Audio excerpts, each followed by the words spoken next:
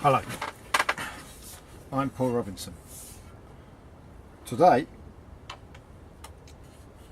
I took delivery of a Kent and Stowe spade from Amazon, and I must admit, first impressions, very impressed.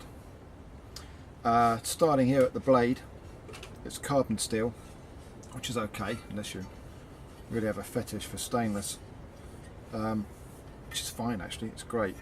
And what it has here is it's got this curve on the blade itself, which a lot of the cheaper ones, and actually some of the expensive ones, no longer have. And this is really handy when you're digging with your Wellingtons, because it means it doesn't go through. Whereas if you have it straight up like that, what tends to happen is you are forcing your rubberized sole onto a blade, and then what tends to happen is it cuts through it, and you end up with wet feet for the rest of the winter. So really impressed with that bit. On this shank itself, it's a long shank, which will add to its strength.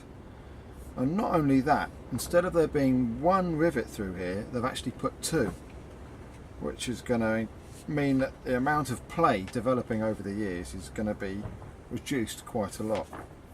And also, down this seam here, which is normally open, where they thrust the wooden handle in, after they've done that, they've actually welded it closed, which I suppose will mean that it's less chance of there getting any damp in there, and there's less chance of getting rot underneath this carbon steel shank itself. Now the ash handle looks good quality, looks like a nice piece of ash. And what they've done here is at the base of this handle here, they've put a bolt, and that means that it will stop any play developing in the bottom here over the years, because what generally happens is you end up with a split, and this rivet will actually stop that. Then as we go up to the top, as normal, in the actual top handle here, there's a bolt right the way through.